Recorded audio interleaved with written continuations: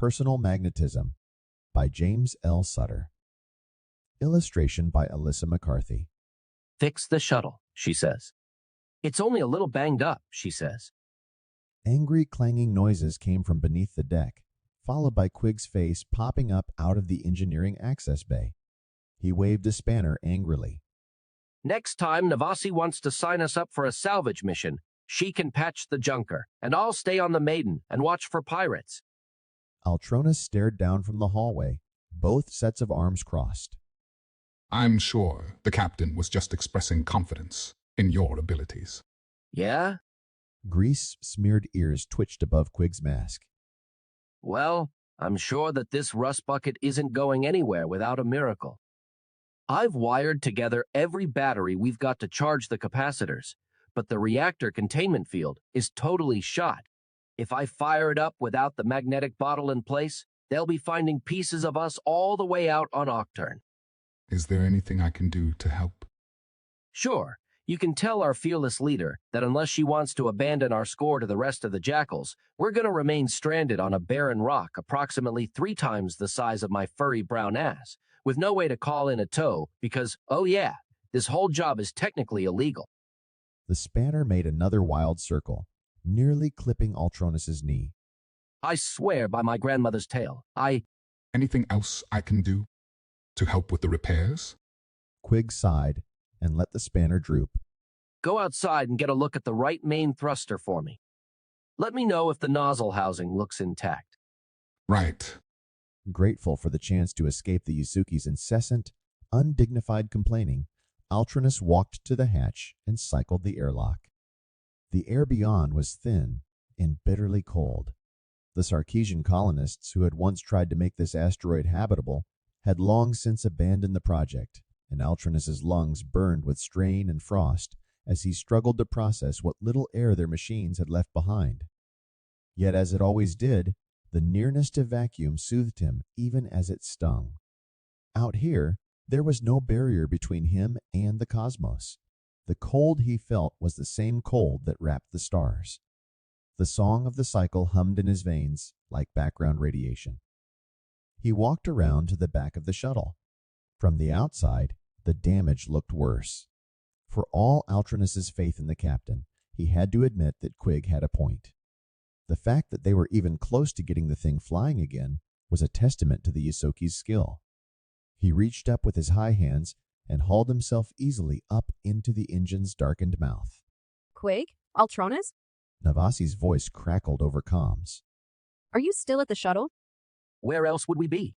Quig snapped. Listen, Captain, this thing. Stow it. Rhea's got life forms on scanners.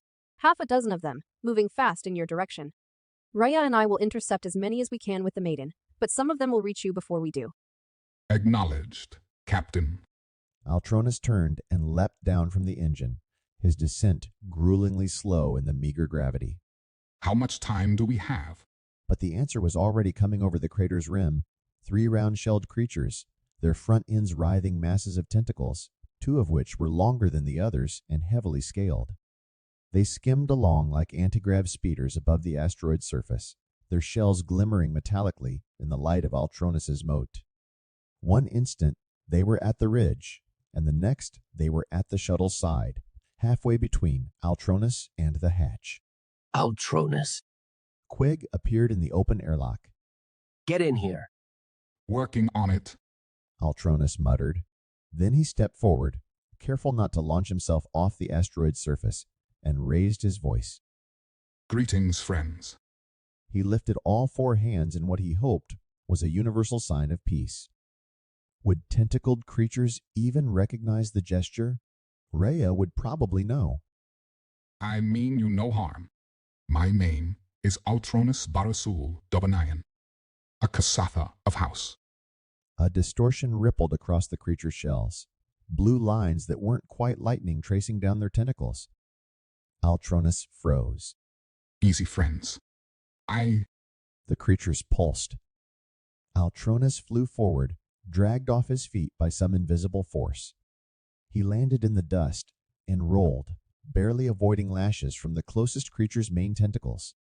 He yanked his pistol free of its holster, but the creatures pulsed again, This time, the pull on his body was weak enough that he could brace against it, but the gun lurched from his hand, slapping against the side of the creature's shell and sticking there like, of course, magnets. Now that he had the idea in his head, he could feel the variation in the pull, the force exerted on the metal components of his armor, but none on the plates themselves. If he squinted, he could see the lines of magnetic fields around the creatures, dust-like metallic fines from the asteroid's surface, forming a cloud that pulsed like breath. Quig's swearing flooded the comms. Altronus looked over and saw the Yusuke splayed out across one of the creature's shells, pinned to it by his junkyard of a spacesuit. Beneath his scarf, Altronus smiled. The creatures thought they'd disarmed him. They didn't realize that the gun was just a tool. Altronus was the weapon. He stilled his mind, letting the false divisions between him and the universe fall away. He was not Altronus. He was not kasatha.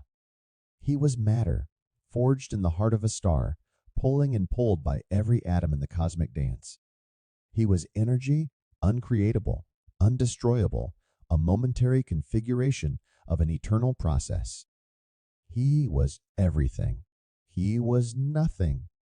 And he was going to wipe the floor with these worm-faced bastards. He stretched his consciousness down into the asteroid, finding the thread of its gravitational pull and strengthening it. This time, when the creatures pulsed, he stood firm, tethered to the rock's surface. With his low right hand, he reached up and grabbed his mote, feeling the white-hot stellar energy distending into its familiar blade. There was a sharp pop, like an electrical arc, and something slammed into Altronus' side, spinning him halfway around. He looked down at the metallic barb protruding from his armor, and had just enough time to think the word harpoon before the creature pulsed again. The force yanked him sideways, threatening to rip him in two as the creature's magnetic tether competed with his own gravitational anchor. Well, one of those he could control. He dropped the anchor, lurching through the air toward the barb thrower, stellar blade extended. The sudden rush caught the creature off guard, and alien eyes widened as the blade struck home.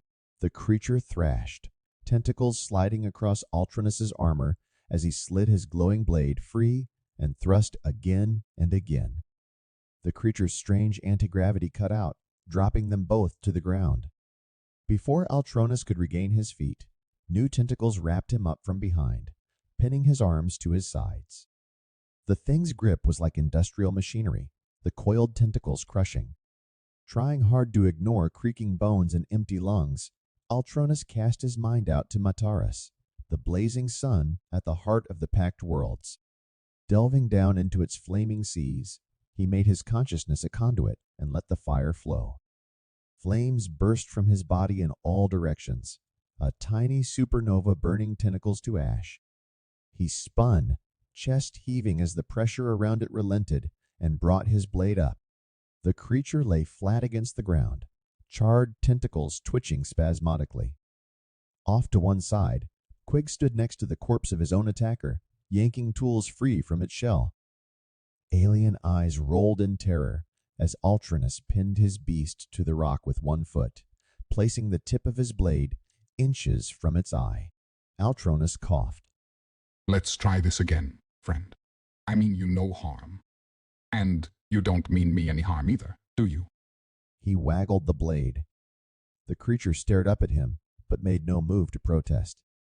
It just lay there, its shell wrapped in softly pulsing lines of magnetic fields. Magnetic fields. Altronus turned to his companion.